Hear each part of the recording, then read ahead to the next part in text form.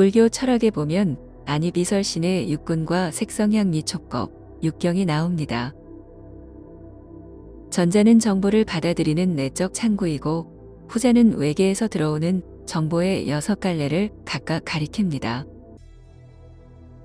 그런데 안이비설신이와 색성향미촉법이 활성화되기 위해서는 이 12장소에 마음이 머물러야 합니다.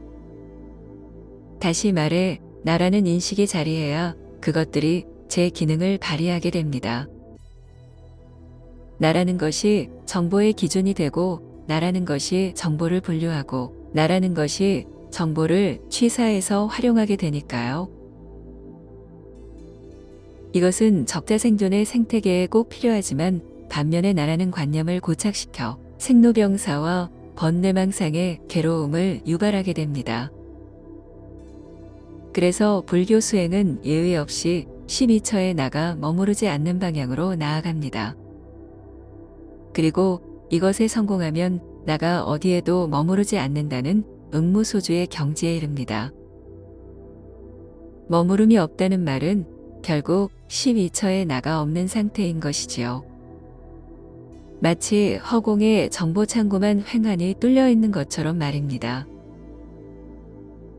그렇다면 12처의 응무소주가 되면 구체적으로 어떤 마음 상태일까요? 여기에 대해 아난다의 경에서는 다음과 같이 기술하고 있습니다. 깨달은 자는 눈이 있고 형상도 있지만 그 처는 경험되지 않는다. 귀가 있고 소리도 있지만 그 처는 경험되지 않는다. 코가 있고 냄새도 있지만 그 처는 경험되지 않는다. 혀가 있고 맛도 있지만 그 처는 경험되지 않는다. 몸이 있고 감촉도 있지만 그 처는 경험되지 않는다.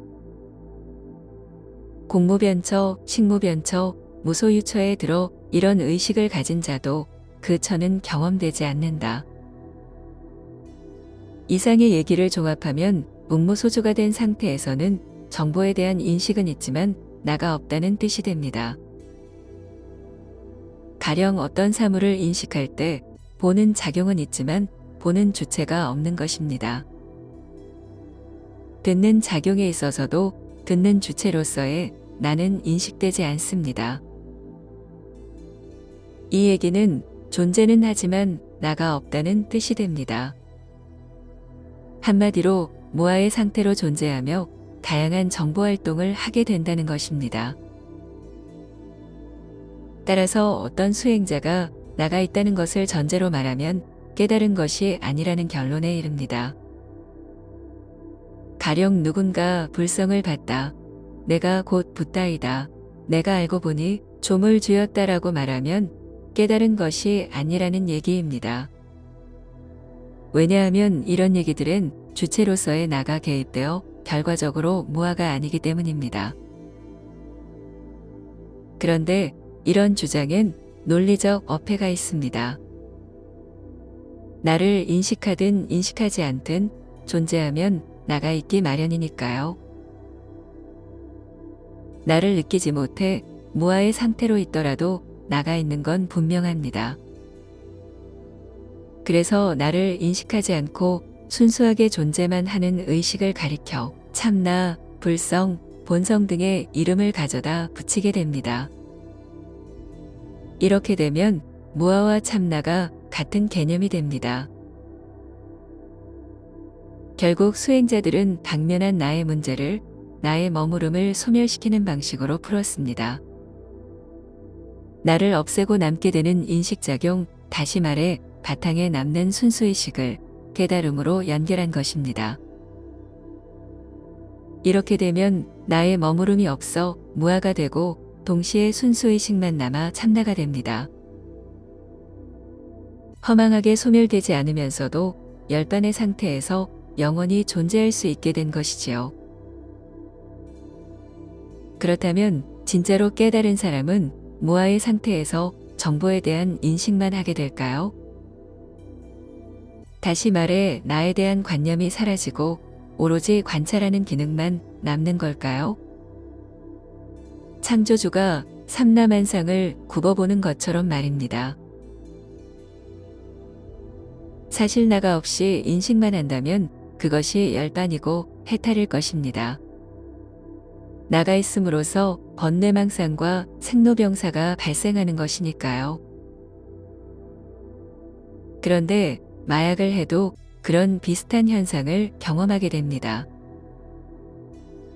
마약에 취하면 나라는 관념이 줄어들다가 최고조에 이르러서는 아예 사라집니다. 이렇게 되면 나는 없고 감각기관만 활성화되어 엄청난 희열에 휩싸입니다. 나가 없으니 환희가 밀려오고 감각기관만 살아 움직이니 모든 것이 창조이고 열반인 것이지요. 이것이 마약이 일으키는 환각 상태입니다. 무아의 상태에서 인식작용만 활발히 움직이고 이것이 너무 황홀하다 보니 중독성이 강할 수밖에 없는 것이지요. 그런데 이런 상태에서 과연 깨달음이 일어날까요? 선정에 들어 한 무아의 경험과 마약을 통해 한 무아의 경험이 도대체 뭐가 다를까요? 여기에 대해 불제자들은 마약은 유의법이어서 무의법인 수행과는 근본적으로 다르다고 말합니다. 하지만 유의법이든 무의법이든 그 결과는 똑같습니다. 가령 부산에서 서울에 갈 때 경부고속도로 대신 서해고속도로를 타고 우회해서 가도 도착지는 같으니까요. 그래서 훗날 뇌과학이 좀 더 발달하면 무아의 상태에서 인식하는 불교의 깨달음을 붕어빵처럼 마구 찍어낼 것이 뻔합니다. 결론적으로 12처의 마음이 머무르지 않는 것이 중요한 게 아닙니다. 왜 자꾸 마음이 부산에 있다, 서울에 있다, 우주 전체에 충만하다와 같은 얘기가 나오는 걸까요? 마음의 머무름을 왜 따지냐는 겁니다. 정작 중요한 것은 마음이 뭐냐는 것입니다. 마음이 뇌세포가 일으키는 전기적 신호인지 아니면 물질 이전에 어떤 상질로 이루어진 고차원 에너지망인지 그것도 아니면 온 우주의 바탕을 채우는 어떤 초월적 존재인지 그리고 그런 것이 어떻게 존재할 수 있는지에 대한 이유를 조목조목 아는 것이 관건입니다. 마음에 대해선 전혀 모르면서 왜 마음의 머무름을 그토록 따져대는 걸까요? 장님이 눈을 뜰 생각은 하지 않고 코끼리의 코와 꼬리의 위치를 가지고 논쟁하는 것과 뭐가 다르겠습니까? 이러니 무아가 뭔지 모르고 심지어 무아와 참나가 같다는 얘기까지 나오는 것입니다. 마음을 제대로 알면 저절로 나를 알고 우주를 알고 존재를 알게 됩니다. 이렇게 전지에 의해 자유롭게 된 경지가 바로 불교의 깨달음입니다. 그러면 불교의 깨달음을 얻으면 나는 어디에 머물까요?